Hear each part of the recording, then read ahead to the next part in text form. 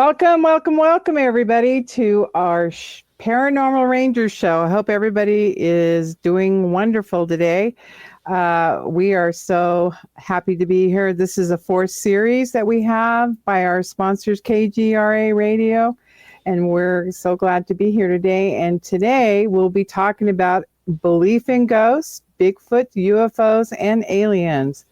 And I want to welcome all the Rangers, Jonathan Dover, Stan Milford Jr., and Michelle Miners, which is me. Welcome, everybody, to our show. How's everything going, guys?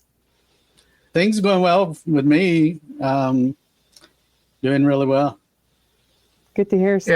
Yeah, I'm doing good. I didn't have to make a trip to San Francisco this week, so I'm doing good. The only problem I'm experiencing is my hair. It has a mind of its own. It's got It's reverting back to when I was in elementary school, except for the gray part. I was going to say, Stan, you kind of look like you're a beetle there. It has a mind of its own every day.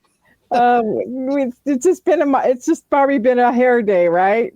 It's a hair day every day. It was all that wind from last week. Yeah, I caught up on him. It looks wonderful, though. Don't worry about your appearance. Yeah, John just mentioned that I was in San Francisco. I was speaking at the UFO Con 2025 in the Bay Area, and it was wonderful. And I met some pretty interesting people, and the talks were interesting. And we were very much in line with the belief in ghosts, Bigfoot, UFO, and aliens. And so I'll touch on it as we give our experiences about this subject matter today. So, John, would you like to begin? Yeah. The title is a little controversial for us because the idea of belief is to accept something on faith alone with no evidence. Mm-hmm. And when you look at that kind of you're looking for an emotional response to something, and we don't do that, unfortunately. We have had a lot of different places ask us, can you look like you're scared? Can you wave your hands around and scream a little bit? And we said that's just not what we do. If you went out with us on an investigation, it probably looked pretty boring to you. Things happen and you just don't react to it. Now, what we use, as we've stated before, is that we look at facts and evidence.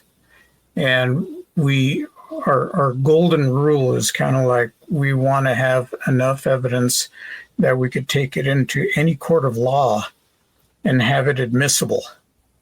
And so that's like a really, really high standard. And so that's what we look for. We don't go in with the idea that this is a ghost, this is Bigfoot, this is a UFO. We go in and let the facts speak for themselves, and then we'll say, okay, at the end, I guess this is what it is. But we try not to react to it at all. Give you an idea, I was working at a medical manufacturing plant after I retired from the Rangers. I was in the building by myself. And they have long hallways, and they have manufacturing rooms.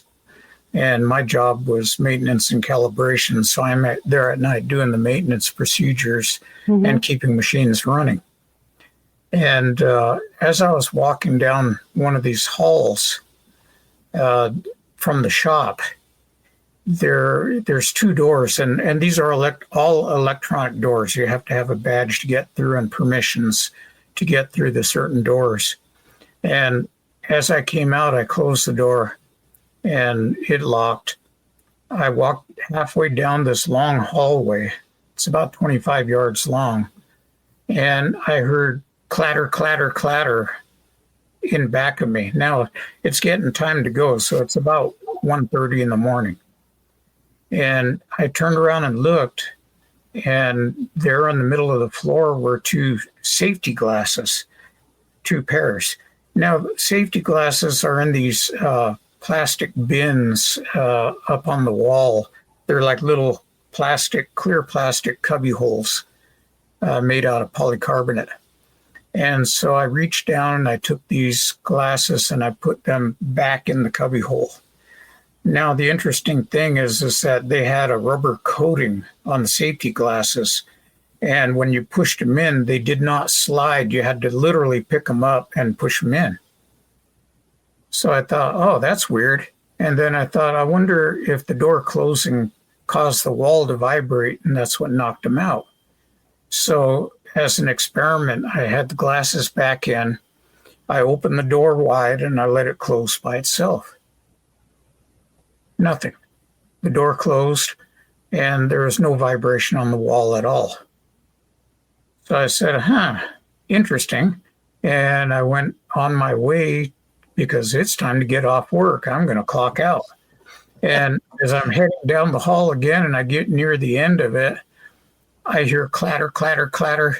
And I turn around and look, and these two safety glasses are laying in the middle of the floor again in the hallway. And I just turned around and I kept going, and I called over my shoulder and I said, I'm not playing this game. And I walked out, and the guys in the morning told me that, yeah, the glasses were still in the hallway floor. I've had things like that happen to me. I've had little wisp-burns that were leaning up in the corner of a wall just suddenly jump forward and fall. And there's no way that could have done that. So just odd things that happen every now and then. And the building was said to be haunted, but I wasn't interested in having anything to look at like that, to be fearful. Me and Stan have found out over a lot of years that if you react to something, that if you show any fear, it can manifest even more. And so I wanted to get home. It was one of those doggone days. Oh, they all were. We worked 10-hour shifts.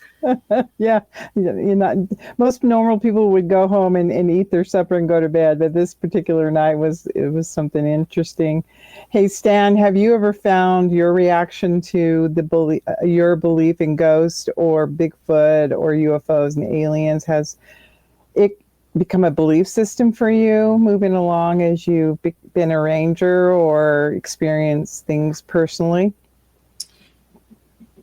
Well, for me, it's always been there. I've had that understanding. I've had a strong spirituality since I was a child, and growing up in Northeast Oklahoma and visiting the Navajo Reservation from time to time, you were exposed to things that would be classified as phenomenon that would occur, occasionally, and you would recognize it, but you wouldn't make a big deal about it. I mean, for me, I've always known that these things were there.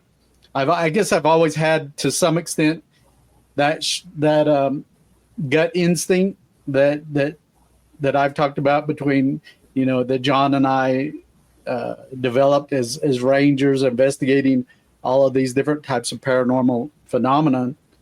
But for me, I've always had that. And again, the title of this show goes back to when John and I really began getting out in the public and doing the presentations, speaking engagements, podcasts, and interviews. That would always come up. People would jump to that almost immediately. Well, do you guys believe in UFOs? Do you believe in ghosts and Bigfoot on all these things? And Michelle, as well, coming from an investigator's background, it's all about the evidence. It's all about Mhm.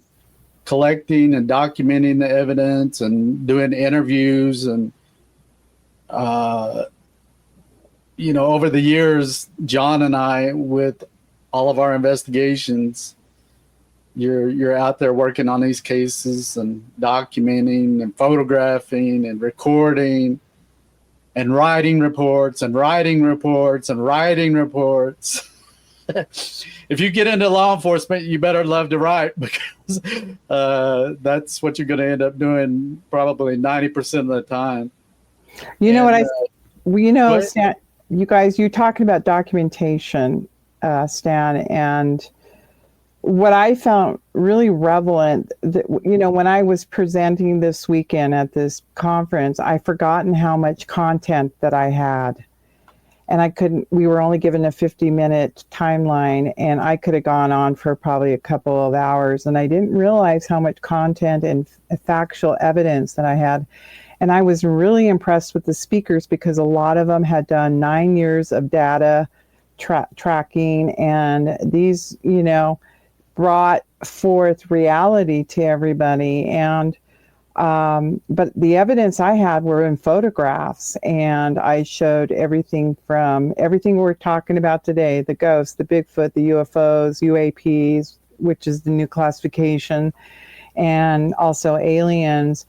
And people were astounded. And I had a few people come up and say, not as a brag point, but I felt like your talk was the best, because you basically gave us the evidence, and you're still working on it, and you're getting it analyzed, and I'm still getting my photos analyzed. And so I presented that. But here's the thing that I found with myself is, wow, I must believe in this, because I'm showing it and I'm teaching this to others, and it's answering a lot of questions. I had a lot of people come up. I'm afraid to talk about this. I'm afraid to tell anybody what the experiences I have. And that's, I think, the intent of all three of us, is that we want the evidence and the knowledge to go to people so that they feel safe enough to share their stories. And a lot of people did,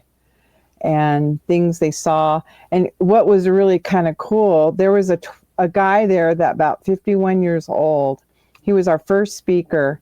And it turns out he remembers me when I was 25 and he was 12. And it was an abduction case that he presented. And he goes, yeah, you were the manager of where I lived at the apartment complex. My husband's grandfather owned the apartment complex, and I was managing it at the age of 25. Wow. And he says, Michelle, where we were living was a hot spot for abductions and UFO sightings and so on and so forth. It was a fun moment to reconnect to that. And at 25, I was not even thinking about any of this. And yet he, as a child, had an abduction situation, and he shared it. And he says, you were in the hot spot of this part of the Bay Area. And I thought that was really interesting. Cool. Yeah. Well, you know what? John had mentioned the experience he had in the workplace working for Gore.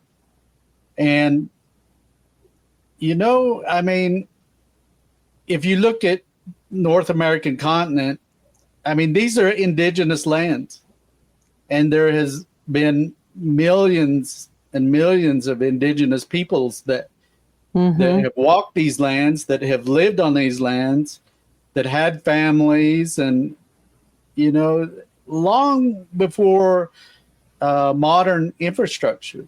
And you look at John's workplace, and those are the most modern high-tech facilities that could be built, clean rooms and things like that. And yet you're still getting paranormal phenomenon occurring within that kind of facility. The thing is, those lands that are beneath that soil, people lived there once. John, having come from his specialty of being archaeology, law enforcement investigation. And, we've been in these ruin sites, we've been in the kivas and things like that, in different places like Chaco and people live there. I mean, people that it's understood in most cultures that we have a soul or life force in us while we're living. And when we transcend from this physical body, that spirit goes somewhere else. That energy goes somewhere else. It doesn't just evaporate or disappear and no longer exist. John and I have seen the evidence repeatedly that these spirits continue on. And from time to time, some of us are privileged or blessed to be able to actually witness these kind of phenomena, whether it's UFOs or hauntings or, the situation where I have coins at a port. That happens in front of me. I mean, right in front of me. And even to this, last week experiencing that phenomena. And it's very interesting. But I don't think, all people aren't privileged to experience these things. Whether they're so closed-minded that based on maybe their religious beliefs or whatever, that those things don't exist or that's evil or whatever, but the three of us experience it even, continuously. Every now and then, these things will make themselves known and we just accept it. It is what it is. Well, there's another element to this. I'm going to let John comment on something. So it was interesting to be out in the world where you're interacting with people. Like you said, there are people who want these experiences but don't have them. And yet the audience members where I was speaking at had never had an experiential experiences. And some of them were coming up. This is the reason why we come to these conferences, is to find out why people are having this and why I can't have this, And what was so amazing about some of these experiences is one lady came up to me. She goes, "Hi, I want to introduce myself. I'm an alien hybrid.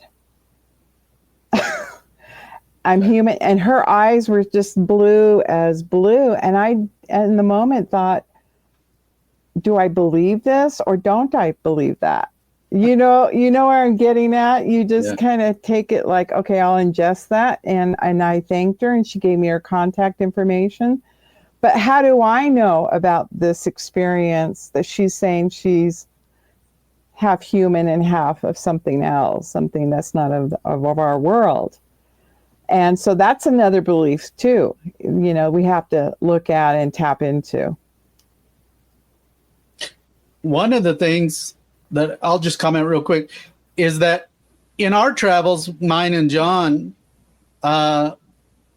initially when we began to going to IUFOC and MUFON and we were expecting to go down there and in Phoenix and meet with everybody wearing foil hats and things of that nature. But what we ended up finding was a lot of the individuals that had some experience were actually professionals. These were doctors and military people from the health field, and they weren't just, from way out in left field. These were people who were very intelligent and could clarify their experience. So I remember telling John, even with those people that have the foil hats and talk about these seemingly outrageous experience, I said, listen to what they're saying, because they may say something that would actually be like a piece of a puzzle. You might hear a story in Scotland that somebody is telling, and maybe somebody from the Hopi Reservation. And those pieces may come to fit together seamlessly that help build that bigger picture of your vision and understanding of all of this phenomena? Well, everybody is looking for something. I've actually run into numerous people that have basically told me that they would give their right arm to have an experience. Mm-hmm. And I'm over here going, well, I've had a whole career full of experiences. Right. I'll sell you some experiences. experiences. Yeah, And exactly. now I have a dash cam, so I don't see UFOs anymore, and that's okay. Yeah. I don't care if I never have another experience. I've had a lifetime of them. You know, the thing about that is that you know, like Stan said, we did meet professionals. We met physicists Right. that were interested in this field, and PhDs, medical doctors, just all kinds of different people. Absolutely. And it's kind of cool because we were able to rub shoulders with a lot of them. That you know, all these people that you see on TV, and get to know them. And it's really interesting to hear their views on, you know, what they think is going on. And like Stan says, we don't even have the whole puzzle. We've just got a few little pieces that were left here that we're putting back together, and there's no context for it. And the puzzle pieces don't match with each other. They have they're two-sided or even three-sided, you know, three-dimensional puzzle pieces, and it's a mystery. And we're still trying to add just a little bit of something to them. Like I said, I don't think we're going to get a response out of the U.S. government that these things are real, and, you know, here's their agenda, and this is where they live, and you know, they gave us a book called How to Serve Man, and they're taking people off in the spaceship now. You know, they're not going to do that. You know, we're not going to be part of a Twilight Zone episode. It's just this idea that there's something else going on, and you look at this idea that there were visitations in the past, all through history, and the sky gods came, or the sky people, and they tried to teach us how to live. And what I find amazing, you know, we have this idea, and I'll get off my soapbox in a second here, but we have this idea that man started out as stupid, a caveman going ugh, ugh, ugh, and, you know, like we saw on the portrayals on TV. And then, you know, eventually we discovered the wheel, we discovered fire, you know, the Bronze Age, the Iron Age, all these different ages up to modern day, you know, that wow, we're so sophisticated.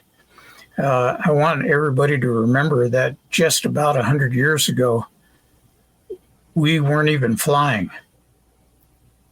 Not until the Wright brothers came along, and then later on, World War I, when we started having, you know, putting machine guns on airplanes, and we're able to take our violence into the skies.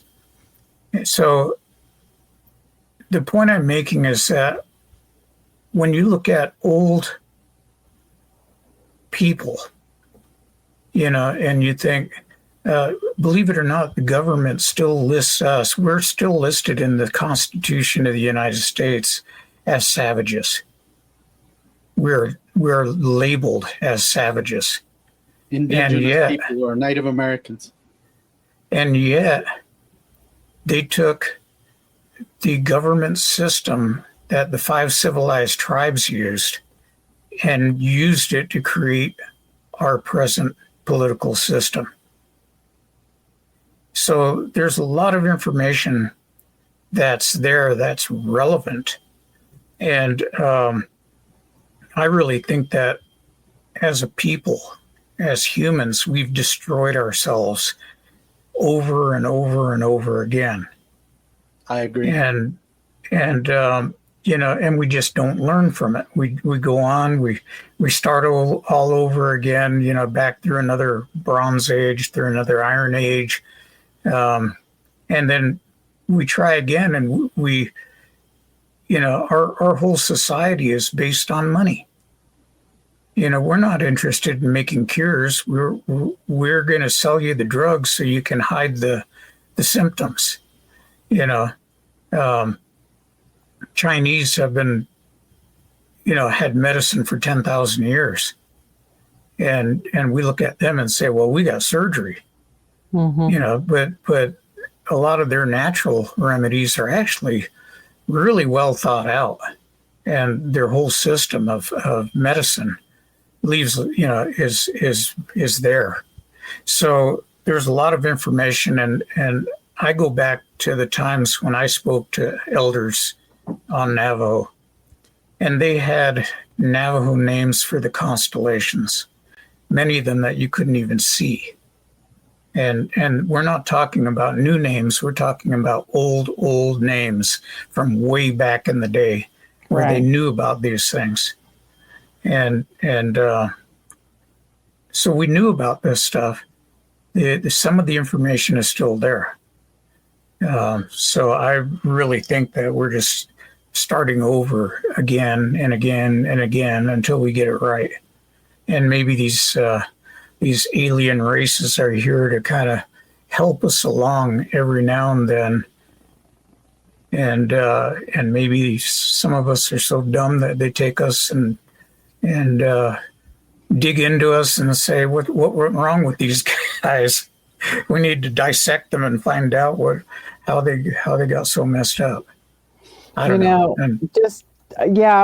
We have a cultural, I guess, prejudice towards how people see us as Native Americans, our beliefs, our traditions, and yet people come to us as nations and wanting to, because they feel like we have this wisdom and, in our traditions and such.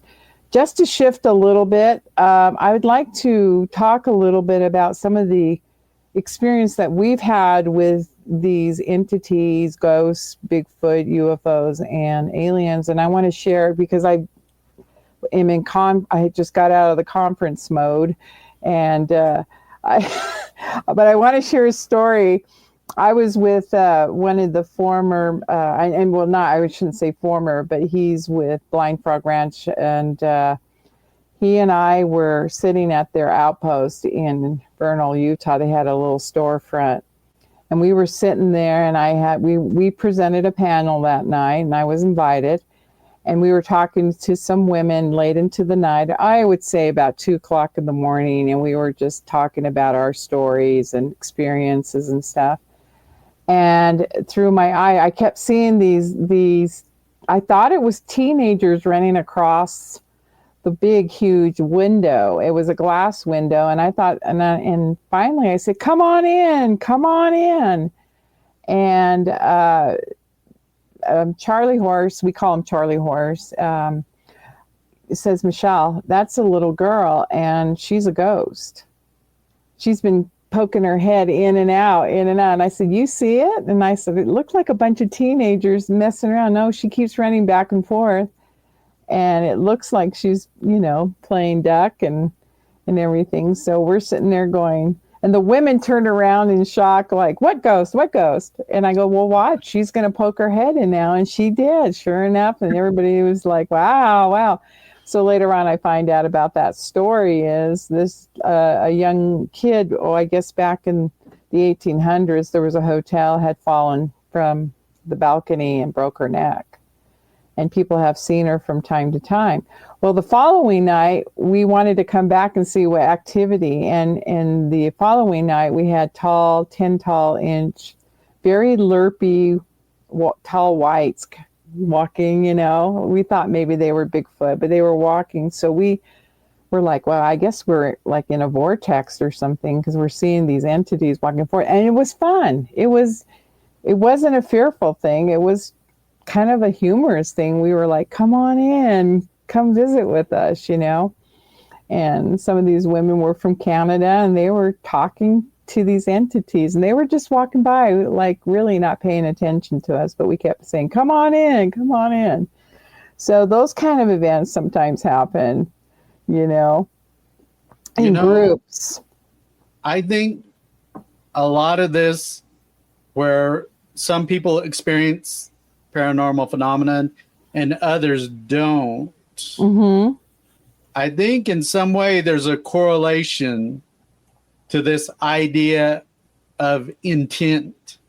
Mm-hmm. John and I have found that, in the past, people have asked us about smudging and saging and using cedar, and we've responded to them that you can't just go through the motions of these things without having the correct intent behind it, because if you do, it won't produce the results that you're expecting or needing or wanting. And so I think there is a correlation and there's a tie with having these experiences and an individual's intent in this, because like we said earlier, there are those people that they go through their whole life looking for this kind of thing. Right. They'll go to haunted places that are known to be haunted, and they won't experience anything. And for the three of us, we don't even have to be looking for this stuff. We don't have to be traveling for this stuff. It can happen out of the blue for whatever reason. Just like in the one episode that we did under Native Paranormal Crossroads, where you experienced, as we were filming, the phenomenon where something was being thrown, within that room that you were in. And so, yeah, I think in some way there's a correlation or a tie to a person's intent with all of this stuff, and it can pick up on that. Absolutely. And also when during that same episode, don't you remember, Stan, when you were speaking, it sounded like Darth Vader was in the conversation. Oh, yeah. And everybody shut their microphones off, and Jonathan's over there grinning, because it did sound like Darth Vader, and the audience was hearing it. That is a collective consciousness to them wanting something to happen. And that's where I'm going for. It always seems like I have these experiences when I'm around people. And yet my intent is not to have them. It's just to share the knowledge of what I've experienced in the past. But it seems like the collective intent of consciousness can bring, like you said, they're listening. And they want to show up is when they want to show up. I've heard about people communicating with objects in the sky. They appear at the height of, that you have airline travel, and people are capable through some form of, I hate to use the word telekinesis, but there's some type of communication that's going on between an individual on the ground and an object in the sky. And for John and I, our understanding of inner dimensions, other dimensions, that what we perceive as great distances within the context of dimensions, that distance isn't there. So these communications and contact are happening in real time, in vast earthly distances, but on another plane, there's no distance at all. And the same with the view of time being linear. Here on Earth, we have this idea that there's a start and we go forward, but it may be more like a cassette tape where you can rewind and focus in on one section, or replay, or we don't really know. Science doesn't really know. We know that science really leaves out that spiritual component during a lot of scientific method and investigation. And John and I, over the years, have called them out on it, that they're leaving a huge element. They go into an investigation, they automatically dismiss, things of a spiritual nature, and they're defeating themselves by doing so. Yeah, and one of the things that we do is that when we go into these investigations, a lot of it we don't accept right away at face value. We look at it very critically.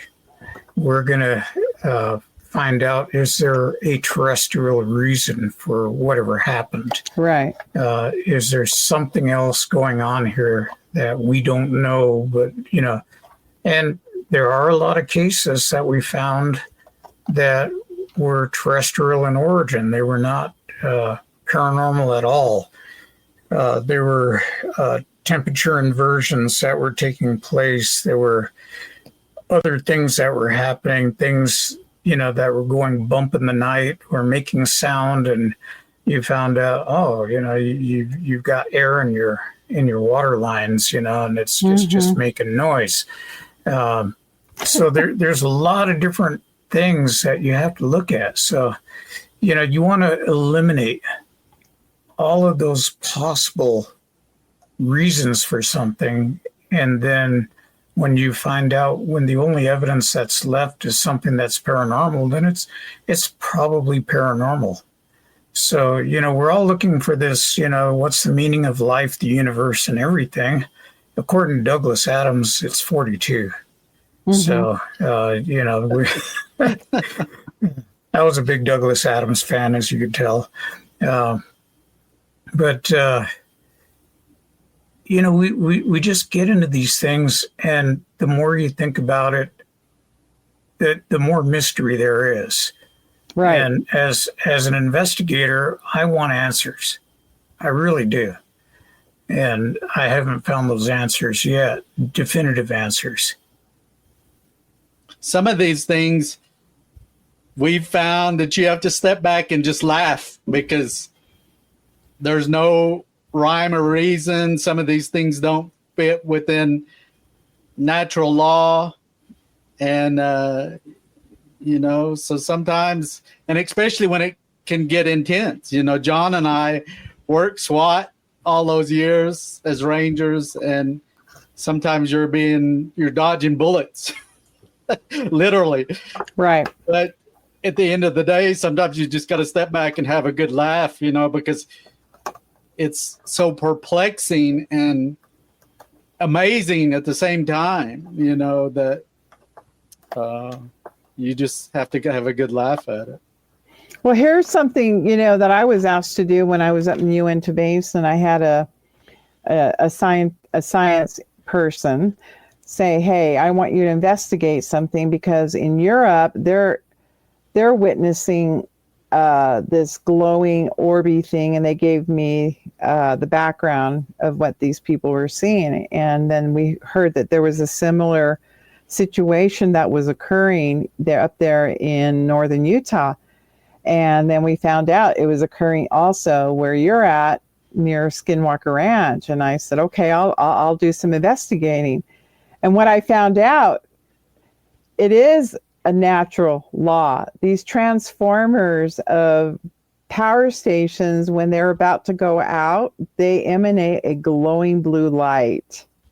Cool. And it disrupts the grid. And then it looks like it was a spaceship or something's over there glowing, like and humming, and there's a humming that goes along with it. So people were actually witnessing a phenomenon, but it was tied to an earth. Yeah, explainable. And so I called up this person and had asked me to do that investigation, and they go, that's brilliant. That's what they're seeing. So like sometimes we have to really be careful what we interpret it as being phenomena, could be a natural occurrence or even a man-made occurrence in our environment. So yeah, something like that, like to your point, Jonathan and Stan. Could you guys share any experiences that you've had with the phenomena, whether it be UAP or aliens or ghosts, whatever you choose? Bigfoot, it's up to you. Well, I'll start off. Let's get in Peabody's Wayback Machine, and we'll go back to about 1972. Yeah, I'm gonna say, and I'm spent all my summers up in Narbona Pass area, in the about 8,000 feet up at my grandparents' cabin. And in order to get on the road, we had a 71 Ford pickup truck, and it was funny. It had a gear shift on it, no AC, no power steering, and the road was all rocky back then. It would take you 2 hours to go through a dirt road to get 6 miles down below. That's how bad the roads were. So we'd leave about 1 a.m. and get on the road. And as we're heading out, I saw what looked to me like a red light, maybe about 6 inches in diameter, just weaving silently through the trees. And there's pine trees, oak, aspen, all over this place. And it's weaving through the trees. And as we watched it, my grandfather stopped the truck, rolled the window down. I remember because it was really cold. And so he's watching this thing.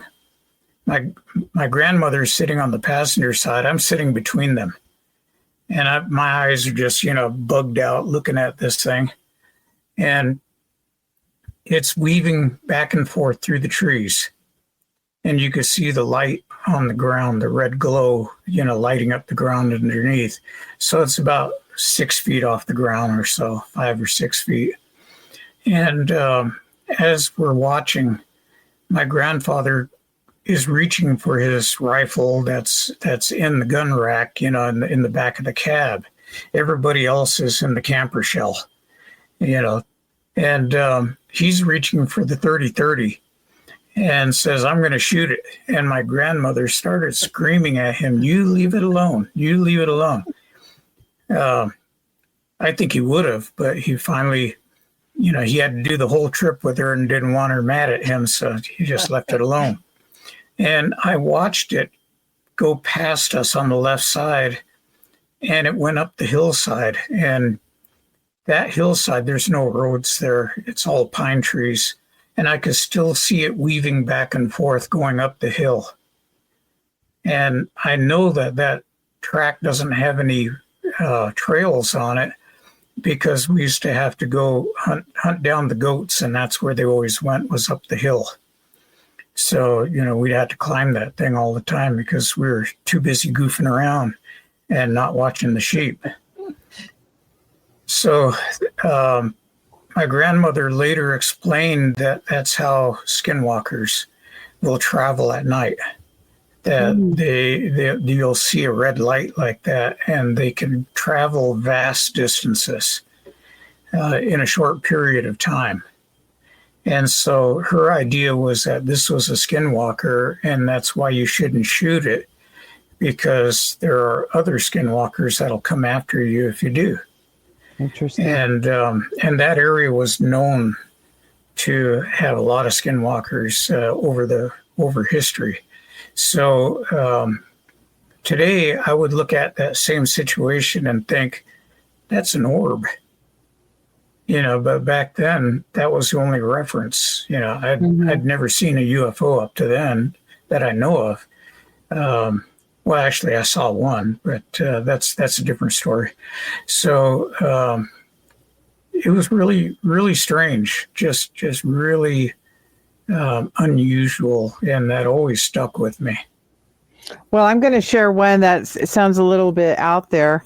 I was in southern Utah for a work-related trip, and we had taken a walk down in the Escalante area. And of course, the person with it, oh, wouldn't it be cool to have a spaceship show up? And they kept saying that and kept saying that, and I said, could you not say that? And it's and the night sky was so dark. There were no stars.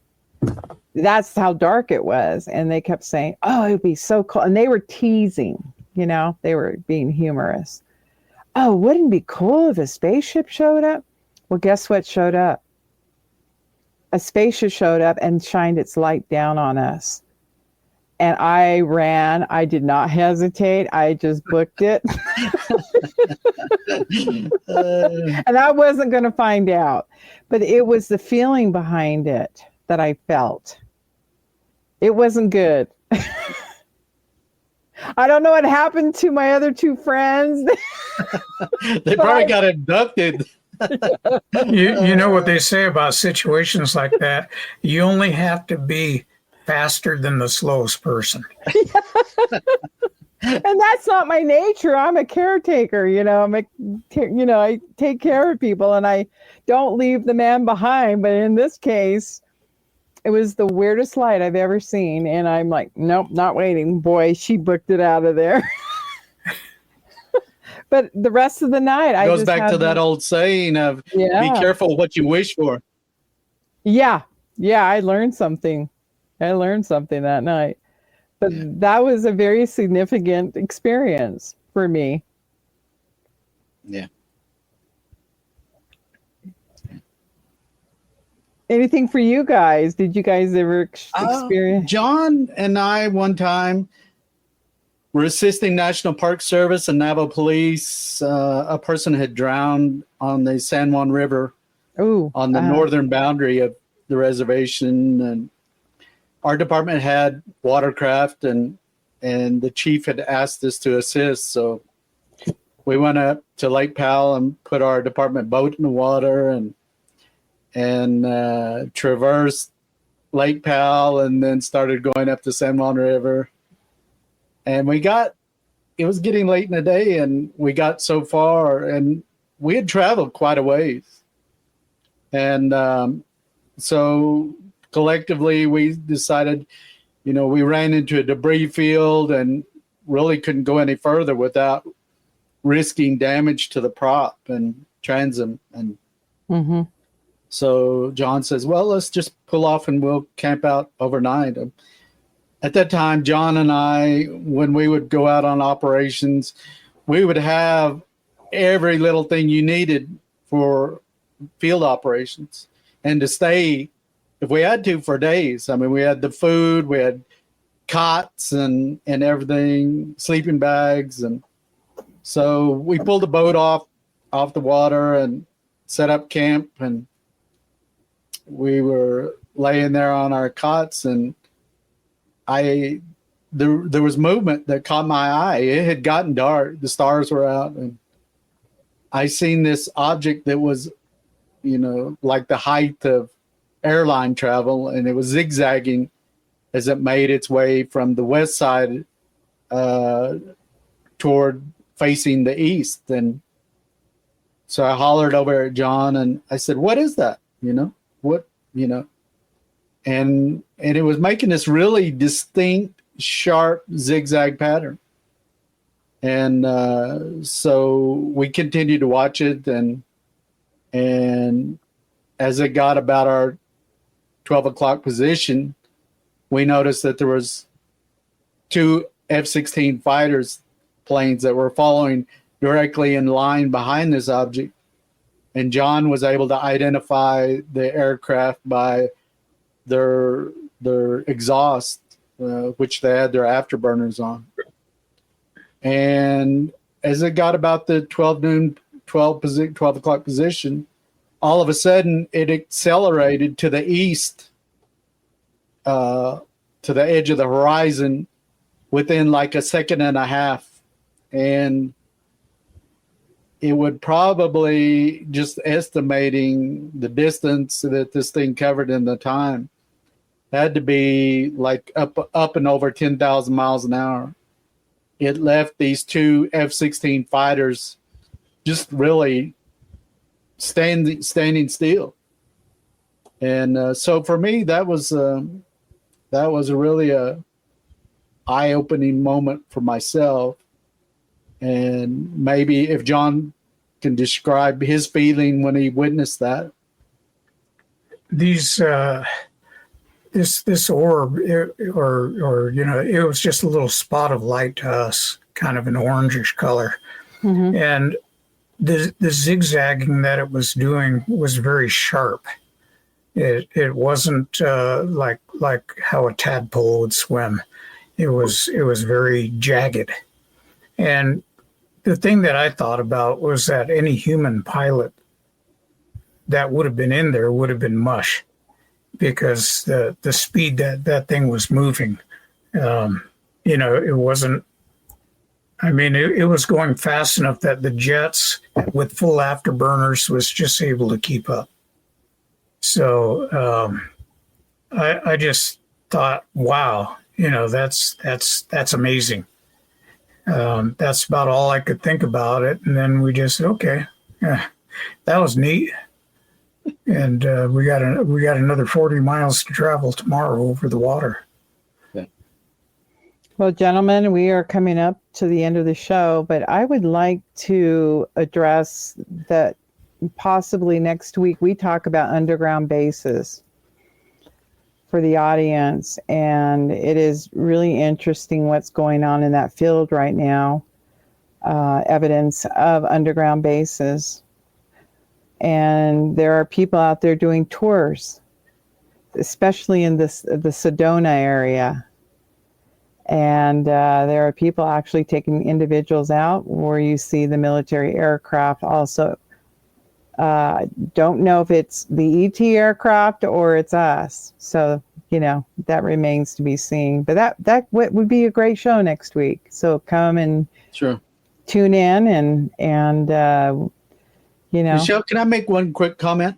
Sure. Go ahead, Stan. So with John and I, we developed a friendship with an individual named Dusty Mark. And he's from Texas, and really close friendship we've developed over the years.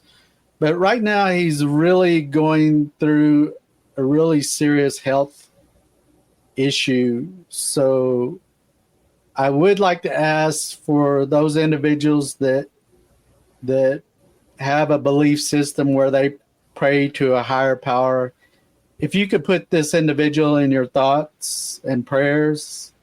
If he's really needing some positive thought and to help get him through this. So I would sure appreciate it. Thank you, Stan. We'll keep him in our prayers and our belief systems of how we give positive energy to him and wish him the best in his health. It's appreciated. Yeah, well, we appreciate everybody being on today, and the Rangers will still be here, same place, same station, and see you next week. Thank you for joining us. Okay, we'll see you.